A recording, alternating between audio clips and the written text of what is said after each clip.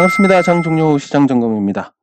코스피 지수 하락 마감했는데 갭을 다 채우고 마감을 했습니다. 뭐 나쁘지 않은 그림으로 봐야 될 것 같습니다. 상승할 때 갭을 그리고 하락할 때 발생한 갭도 채웠고 이렇게 해서 이제 평온한 상태로 돌려놨는데 사실 오늘 하락에서 선방한 것도 있지만 전일 굉장히 또 선방을 한 이런 흐름이 저는 어제 판단했을 때 드디어 시장에 전환점이 왔다라고 생각을 했으나, 그리고 어제 제가 녹화를 하면서 한 반쯤 녹화를 했습니다. 근데 중간에 너무 졸려 가지고 제가 거의 뭐 잠꼬대를 하고 있어서 끊고 다시 해야지라고 생각했다가 도저히 컨디션이 돌아오지 않아서 못 했습니다.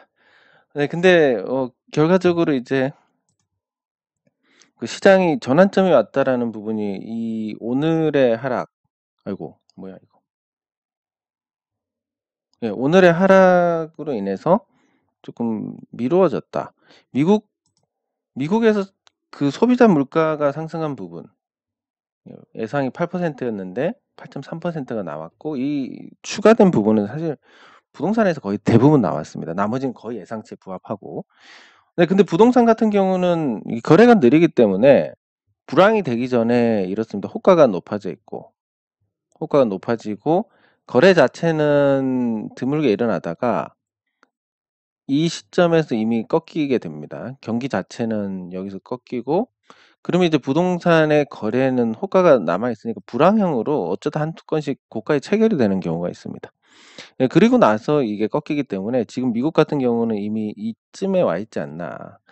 그래서 이게 과연 악재로 받아들여야 될지에 대해서 저는 아닌 것 같은데, 또 시장이 그렇게 반응하고 연준에서 1% 금리 인상을 할 것이다, 이런 전망이 나오면서 해외 증시가 하락하고 우리도 같이 하락한 그런 상태입니다. 그럼 연준에서 1% 금리 인상을 할 것이다, 이거는 가능성이 있습니다. 왜냐하면 지금 연준이 겨냥하는 게 기대 인플레이션입니다. 그러니까 실질적인 부분이 아니라 앞으로 인플레이션이 있을 것이다라고 해서 만들어지는 가수요를 박살내기 위한 금리 인상인데, 그렇기 때문에 사실 시장 물가의 동향에 따라서 더욱더 강력한 조치가 취해질 수 있고, 그게 0.75%를 넘어서서 1%의 금리 인상을 결정할 수 있는 부분이다.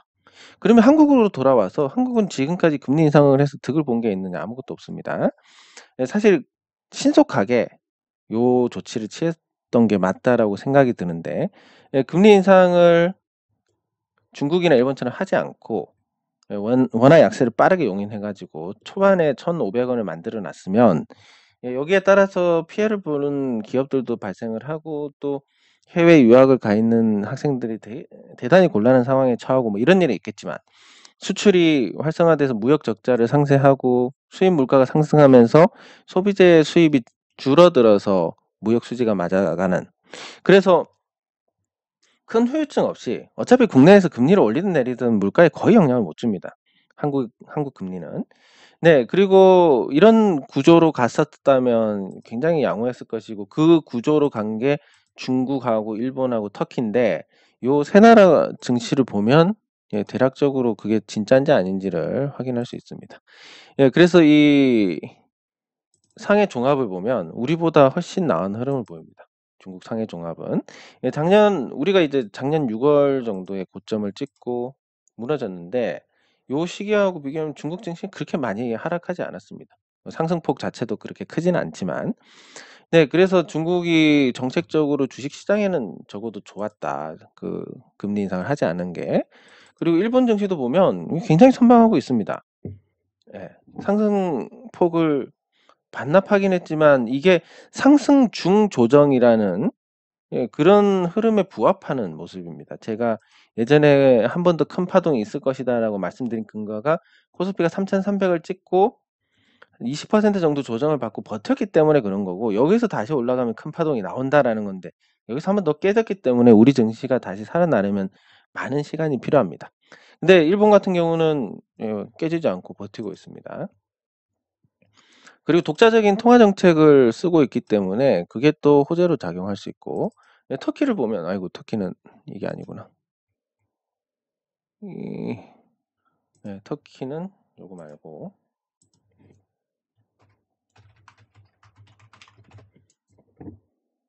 튀르키예 주식시장을 보면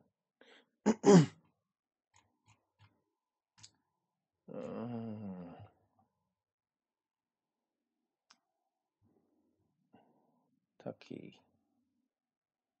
이건가?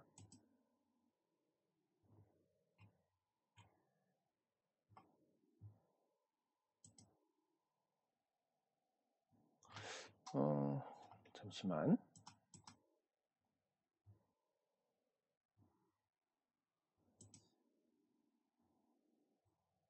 예, 여기 있습니다. 터키 주식시장을 보면 마이웨이로 갔던 이후에 계속 올라갑니다. 물론 이 외화 환산으로 보면 이게 환율 때문에 떨어졌을지 모르지만 지수 자체로는 굉장히 많이 올랐습니다. 작년부터 해서. 코로나 이후로 계속 오르고 있습니다. 물론 이제 외화 환산으로 본다면 내렸을 수도 있는데 어쨌든 자국 통화 정책, 미국하고 통화 정책을 따라가지 않은 국가들은 양호한 흐름을 보였다라는 부분을 확인을 할 수 있습니다. 예, 그래서 다시 코스피로 돌아오면 코스피는 그에 비하면 낙폭이 크고 아직까지 저점이 남았다라고 보기도 참 애매한 그런 상황이고, 그래서 요 미국 따라가는 금리 정책이 돌아서면 통화 정책을 미국하고 달리 가져간다면 그러면 코스피도 조금 활력을 띠지 않을까. 그리고 그 외에 이제 저기 ETF 삼성전자라든지 국내 대표 종목의 ETF를 미국 시장에 개설한다는 얘기가 있습니다.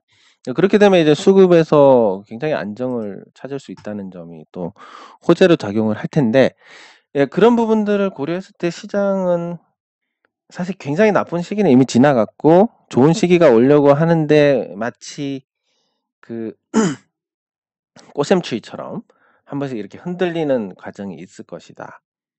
이렇게 보는 게 맞을 것 같습니다. 그렇게 해서 11월 정도면 좋은 흐름을 전개를 하지 않을까. 그렇게 기대를 해봅니다. 댓글 확인하도록 하겠습니다. 사실 댓글은 어제 확인해서 다 찍었는데 제가 너무 졸려가지고 감사합니다. 나쁜 시기에 많은 경험을 해두는 것도 좋은 영향을 줍니다. 왜냐하면 그 고통을 생각하면 선뜻 손이 안 나갑니다. 감사합니다. 네, 감사합니다. LG 에너지 솔루션 같이 한번 살펴보도록 하겠습니다. 이제 복수할 때가 거의 된 것 같은데, 삼성전자에 대해서도 한번 살펴보고, 네, 감사합니다. 새롭게 개설하시면 참여 가능합니다. 관리자 지정하시고, SL 바이오닉스 살펴보도록 하겠습니다. 밴드는 제가 이제 다 했는데, 현재 이 밴드가 여기 보시면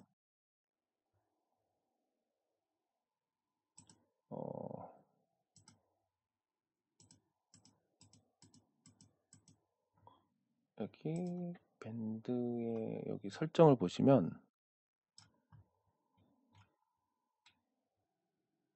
어딨지? 멤버 수가 1000명으로 되어 있습니다. 그래서 1000명이 되면 이제 더 이상 안 받는 게 아니라 받기는 계속 받으면서 기존 멤버 중에서 그 기준을 제가 세워 놓은 대로 그렇게 줄여 나갈 생각입니다. 그리고 뭐 종목이나 이런 거 이제 공개하면 안 되니까 이 내용은 보여드릴 수 없는데 일단 정원이 1000명이고 현재 529명이다. 아마 제가 생각했을 때 올해 안에 1000명 채우지 않을까 이렇게 예상을 해봅니다. 네, 그래서 밴드는 가입을 제가 승인을 했습니다.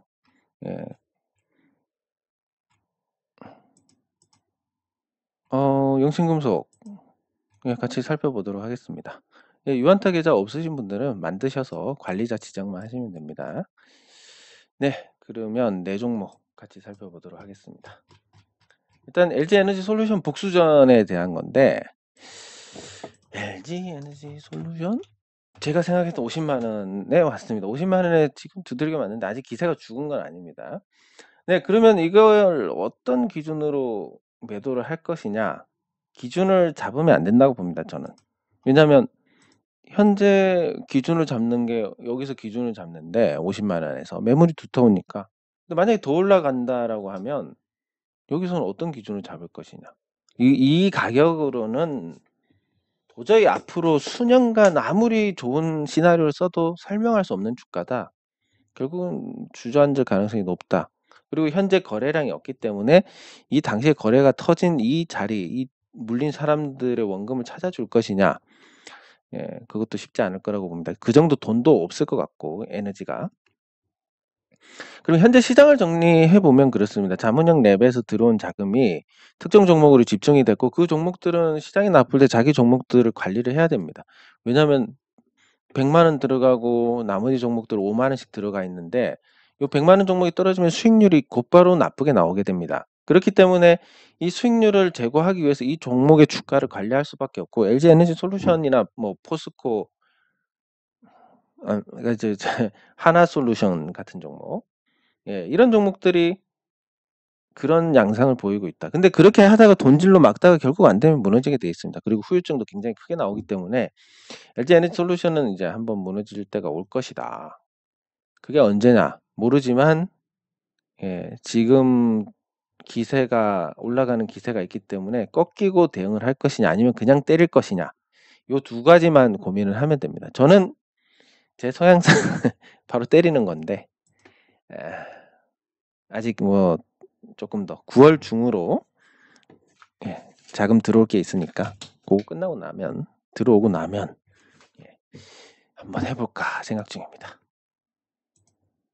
네, 그리고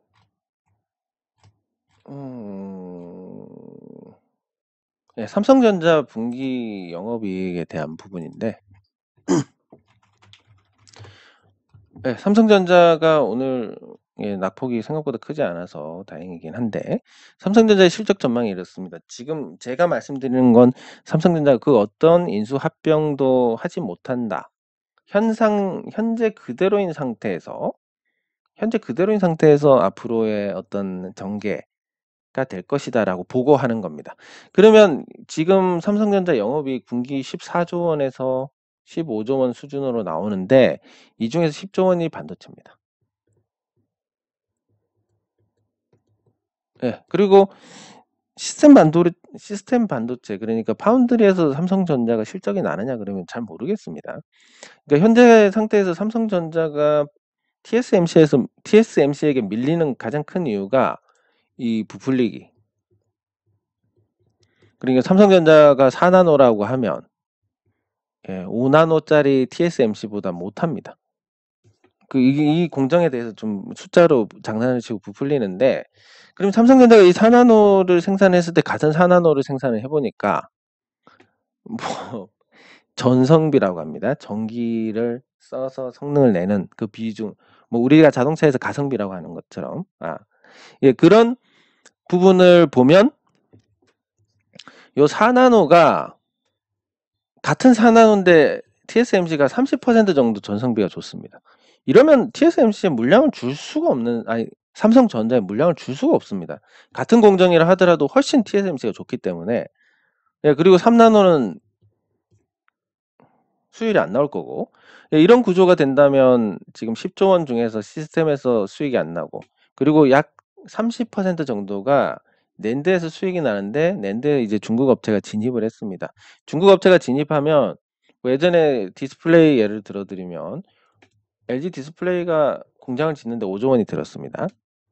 예, 8세대 공장을 짓는데, 근데 중국 업체가 공장 짓는 거는 지방정부에서 반, 그리고 나머지 대출 해가지고 실질적으로 5천억이 들었습니다.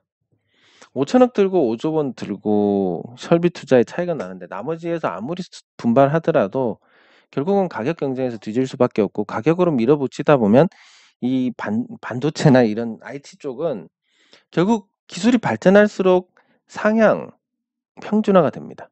그러면 그 시점부터는 가격이 더 중요해지는데 중국 업체가 가격이 앞선다. 점유율을 뺏길 수밖에 없고, 점유율을 뺏기면 이제 악순환이 되풀이 됩니다. 매출이 줄고 이익이 주니까 그 투자가 소홀하게 되고, 반면에 중국은 수익 안 날 때도 투자를 했는데 수익 나면 더 공격적으로 투자를 할 거고, 그렇기 때문에 생산 능력이 역전이 되면서 결국 시장을 뺏기게 된다.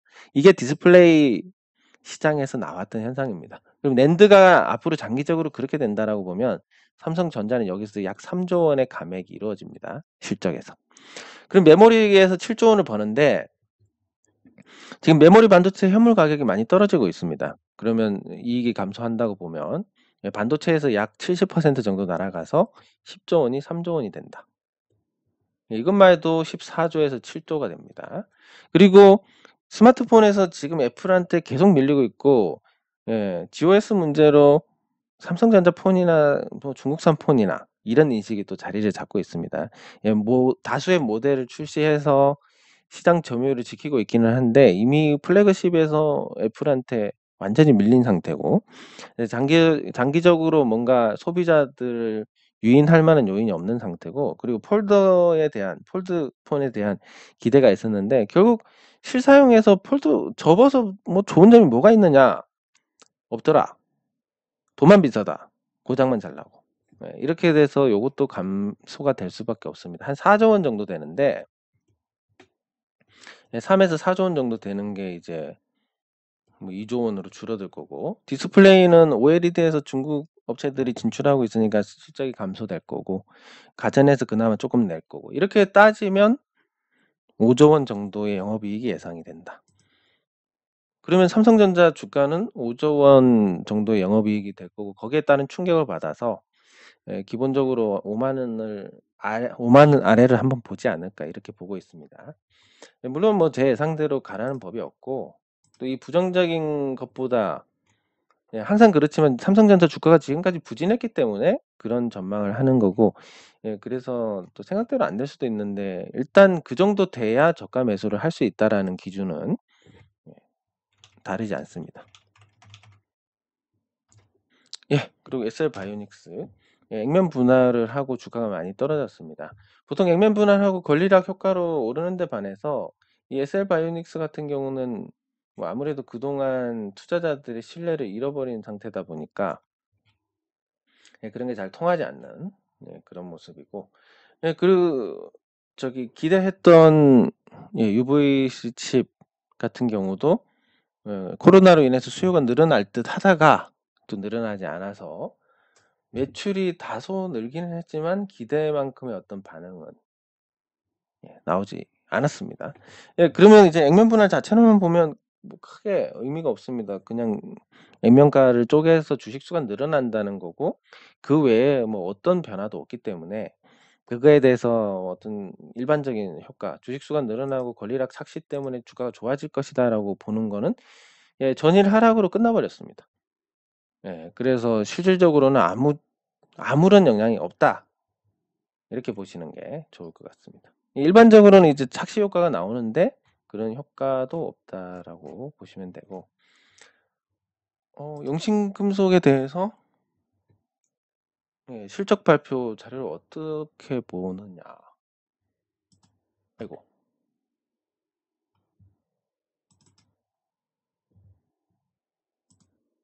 아이고. 이거 어떻게 여기. 여기 보시면 용신금속을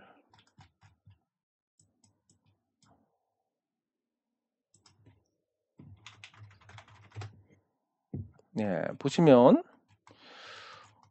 그냥 여기 보면 이렇게 나옵니다.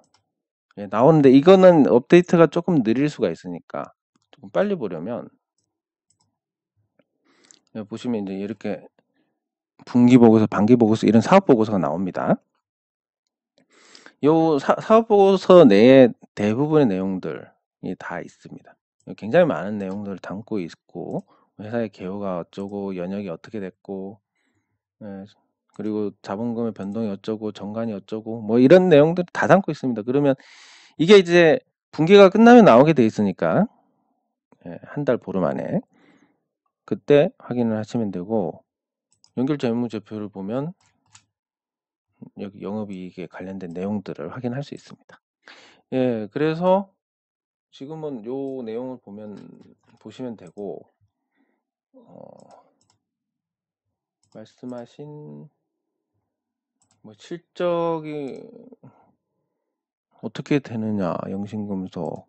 뭐 앞으로도 괜찮을 것 같습니다. 일단 워낙 약세로 인해서 수혜를 받는 종목이기 때문에 예, 거기에 대해서 긍정적이고 뭐 이제 시가총액 478억인데 뭐 여기서 떨어질 데가 어디 있겠습니까? 예, 그리고 거래가 없이 떨어지기 때문에 이런 거는 순식간에 돌려 세웁니다. 한번 분위기만 바뀌면 분위기가 안 바뀌어서 그렇지.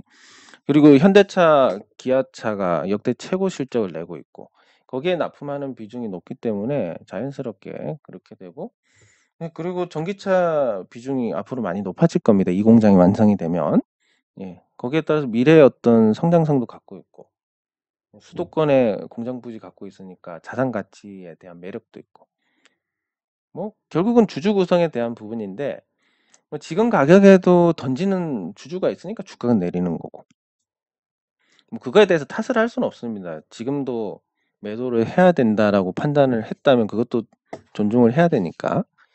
예, 근데 그런 주주들이 이제 다 빠지고 지금 가격에 팔 이유가 없다라고 생각하는 주주들로만 구성이 되면 뭐 당연히 앞으로 주가가 올라갈 거니까 이 과정이 지나고 나면 또 괜찮아질 거라고 봅니다. 네, 그러면 종목을 확인해 보겠습니다. 뭐 특별히 이제 오늘 대부분의 종목들이 내렸고 그 전에 올랐고 했기 때문에 특별히 볼 만한 종목은 그렇게 많지가 않은데 요거 이마트를 한번 봐야 될 것 같습니다. 이 이마트 주가가 계속 하락하고 또 이게 뭐 코로나 때보다 더 내려가고 있습니다. 근데 이렇게 되면 과연 이마트가 이렇게 하락할 만한 요인이 있느냐? 코로나보다 더 하락할 만한 상황이냐? 2분기에 적자가 났으니까 충분히 이제 그런 인식을 가질 수는 있습니다. 근데 이게 실적 전망을 보더라도 2020년보다도 더 나쁜 상황은 아닌데, 그리고 지수가 2020년보다 더 낮은 상황도 아닌데, 왜 이렇게 빠지느냐? 결국은 음모론적인 관점에서 보면 상속세하고 관련된 어떤 조치가, 그러니까 이게 삼성생명처럼 상속세 관련해서 뭔가 준비가 되고 있는 게 아닌가라는 의심을 할 수밖에 없는 그런 상황입니다. 예, 그래서 그러면 이마트가 이렇게 주가가 빠질 만한 이유가 딱히 없는데 그렇게 된다. 자회사 상장 뭐 늦더라도 그 가치가 증발하는 건 아니기 때문에 그러면 과거에 삼성생명이 어땠는지를 보면 예, 삼성생명이 최근에는 이제 조금 그나마 좀 나아졌는데 연봉으로 봤을 때 삼성생명이 11만 원에 상장을 하고 그 가격을 굉장히 오랫동안 왔다 갔다 하면서 지켰습니다. 그러다가 2018년부터 주가가 하락하기 시작했는데 저기 보시면 2018년부터 하락해서 이건희 회장이 2020년 10월 25일에 사망을 했습니다. 네, 그렇게 되면 이때부터 하락해가지고 이때 사망하고 이제 상속 처리가 됐다. 그러면 만약에 이 회사가 뭐 그동안 가치가 훼손되고 이러는 게 있었냐 그러면 없었다는 겁니다. 뭐 삼성전자 지분 가치는 오히려 이때 훨씬 더 올라갔고. 근데 이 가격대 공모했던 가격대도 못 지키고 많이 떨어져 가지고 이걸 유지를 하고 있다라는 게 뭔가 삼성생명에 대한 어떤 문제라고 봐야 되겠지만 그래도 상속과 관련된 어떤 주가의 인위적인 어떤 조작이 의지가 작용하지 않았나 뭐 이런 생각도 하게 됩니다. 만약에 11만 원에 상속을 한 것과 7만 원에 상속한 건 너무나 차이가 큽니다. 이 20%를 갖고 있었으니까 11만 원에 했으면 한 4조 4천억 원이고 삼성생명 그 시총으로 4조 4천억 4조 4천억이고 7만 원을 기준으로 했을 때 이게 7만 원 기준으로 대략 한 2.8조 원? 예, 이 정도 될 것 같습니다. 그러면 상속세가 4조 4천억이면 50%니까 2조 2천억인데 1조 4천억밖에 안 됩니다. 한 8천억을 줄였습니다. 그래서 이런 게 지금 신세계에 작용하고 있는 게 아닐까 요런 음모론적인 관점에서 봅니다. 왜냐면 너무 코로나 때보다 더 떨어졌으니까 뭔가 납득할 수 없는 수준의 주가다라는 거고. 예, 그리고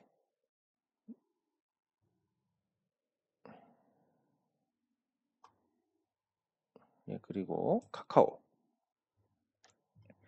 예, 그 카카오가 계속 떨어지고 있습니다. 그 하락 추세를 이어가고 있고, 요거에 대한 관점은 이제 이렇게 보시면 될 것 같습니다. 코로나19로 인해서 가수요가 붙었다. 그게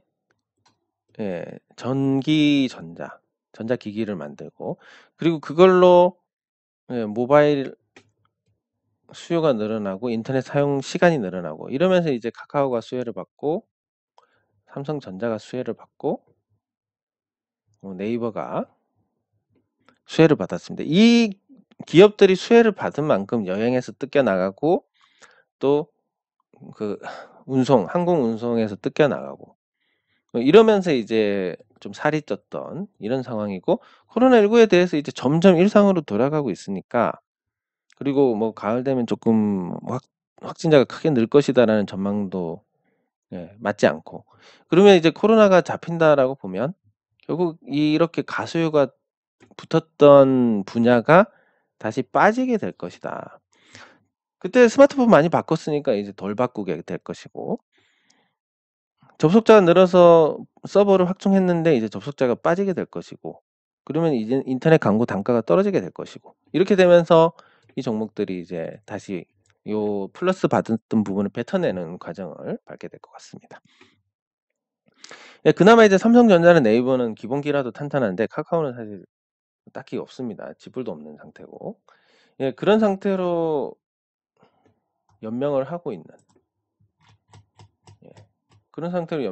있는 카카오가 현재 시가총액 그래도 30조 원이 넘는데 이걸 유지를 할 수 있을 것인가라고 보면, 그 대부분 이제 자산 자체도 자회사의 지분 가치로 잡혀 있고, 그것도 상장하면서 늘어난 거고, 상장하면서 늘어났는데 자회사인 카카오페이나 카카오뱅크가 그러면 적정 주가냐 그러면 그것도 아니고, 실질적으로 이게 거품에 거품이 얹혀져 있는 그런 기반으로 되어 있습니다. 예, 그렇다 보니까 카카오의 적정 주가를 논한다면 뭐 제가 판단했을 때는 그 자회사가 다 거품이기 때문에 실질적으로 이 회사의 적정 주가가 한 10,000원 정도? 네, 10,000원 정도라고 봅니다. 물론 10,000원을 가지는 않겠지만 뭐 위에서 놀았던 가격이 있기 때문에 10,000원을 가지는 않겠지만 적정 주가가 10,000원이고, 그러면 이제 계속 앞으로 사기가 좀 곤란한 종목이 된다라는, 그러면 저점을 다시 깨고 내려갔을 때 딱히 매수세가 들어오지 않을 거니까 장기적인 하락 추세가 계속 이어져서 부정적일 것이다. 이렇게 해석을 해보는 게 맞을 것 같습니다. 네, 그리고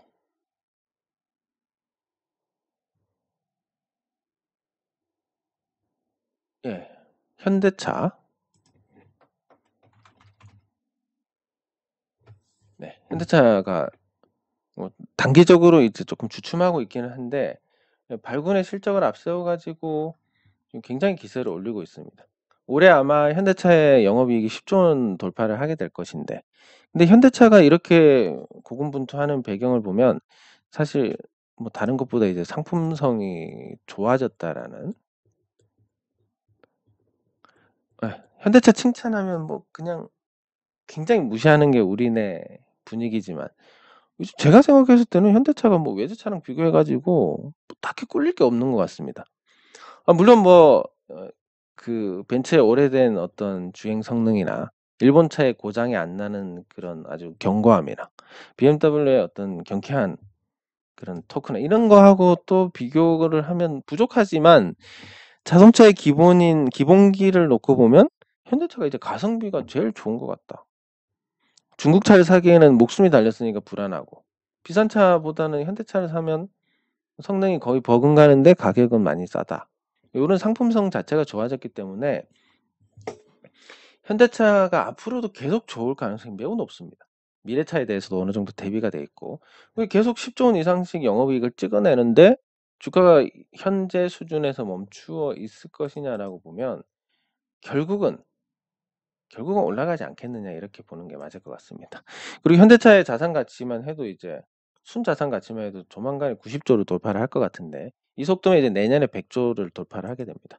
시가총액이 40조인데 순자산 가치가 100조가 넘는 회사가 되니까 굉장히 저평가 상태고 또 지배구조 개편의 이슈라든지 원화 약세에 대한 수혜라든지 이런 등등 다양한 이슈 시장의 관심을 끌만한 이슈를 머금고 있는 상태라서 그래서 현대차가 앞으로 계속 시장에서 관심을 받고 그리고 지수 흐름과 비교를 해도 현대차의 흐름이 지금 훨씬 더 양호합니다.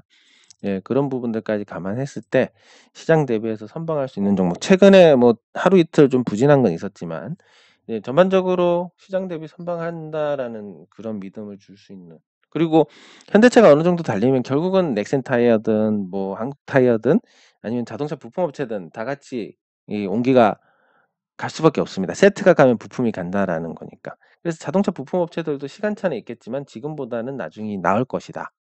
예, 이렇게 보시면 될 것 같습니다. 예, 그리고 마지막으로 이제 하나금융 지준. 아이고. 하나금융지주입니다. 예, 그 제가 배당주로서 관심을 가지면 좋겠다고 했던 금융지주사 종목 중에서 예, 하나금융지주가 예, 그 매력이 가장 높습니다. 배당 매력이 지방은행보다도 더 낮습니다. 더 매력이 낮습니다.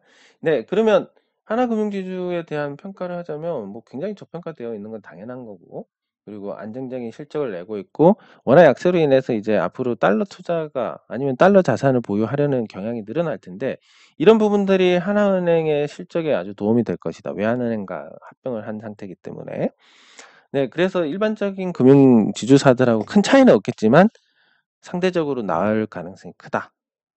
예, 그리고 최근에 주가도 빠져가지고 뭐 큰 부담 없는 수준의 가격인데 예, 그래서 배당 투자를 목적으로 11월 정도에 공략을 하면 굉장히 좋은 결과가 있지 않을까. 그 좋은 결과라는 게 어마어마한 수익률은 아니지만 뭐 시세 차익 10%에 배당 10% 정도 그래서 한 3개월에 20% 정도의 수익을 주지 않을까.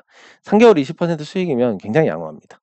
네, 그렇게 보시면 될 것 같고 다른 금융지주사들도 크게 차이는 없는데 원화 약세에 상대적으로 더 나을 것이다라는 기대를 반영을 할 수 있고 그리고 저평가 정도도 다른 금융지주사보다 더 심하니까 예, 그런 관점에서 조금 더 관심을 가지는 게 좋을 것 같다라고 봅니다. 예, 그 이제 컨디션도 돌아왔고 이제 우리가 투자 밴드도 설립을 해서 지금 이제 잘 닦아 나갈 거고 그 투자의 다양성을 추구한다는 것은 결국 주식 투자를 하다가 뭐 딴짓을 하겠다 이런 게 아니라 주식 투자를 더 잘할 수 있게 만들어 간다라는 의미입니다. 그러니까 뭐 예를 들면 1,000만 원이 있는데 시장이 좋아가지고 이 1,000만 원이 2,000만 원이 됐습니다. 근데 시장이 다시 나쁘면 1,000만 원이 1,000만 원이 됩니다. 근데 투자처를 다양하게 분산을 시켜 놓으면 이때 1,000만 원은 다른 데 가서 이게 다시 1,500이 되고 그리고 나머지 1,000만 원 손해 봐서 이게 500이 되면 결국 2,000원 유지를 하게 되는 시장이 좋아지면 다시 한 단계 도약할 수 있고 이런 보완적인 예, 역할을 하게 되고 여기에 이제 태양광 같은 게 붙으면 매달 적으나마 수익이 발생을 합니다. 그러니까 현금이 계속 나올 수 있는 일종의 파이프라인이 생기는 건데 이게 심리적으로 얼마나 강력한지 차트 공부 백날 첫날 하는 것보다도 안정적인 현금 수입이 장기간에 걸쳐서 있을 것이다라는 게 훨씬 더 주식 투자에 도움이 됩니다. 그래서 하는 겁니다. 이렇게 하고 대체 투자로 주식시장 위험을 좀 피하면서 또 수익률 제고하고 태양광으로 매달 안정적인 현금 수입이 들어온다. 이런 환경에서 주식 투자를 해서 큰 손실을 볼 사람이 과연 몇이나 있겠습니까? 이렇게 이제 좋은 환경을 만들어서 투자를 해 나간다는 거니까 그 제 채널 영상에 보시면 그 밴드 개설했다고 나와 있습니다. 거기 많이 참여를 하셔가지고 같이 좋은 투자 이론이나 뭐 어떤 심리나 아니면 종목이나 이런 것보다도 이런 자기 자신의 환경을 주식 투자를 하는데 훨씬 더 좋게 만드는 거. 이게 주식 투자를 잘하기 위한 가장 좋고 빠른 방법이다라고 말씀을 드릴 수 있습니다. 네, 장 종료 후 시장 점검은 여기서 마치도록 하겠습니다. 수고하셨습니다.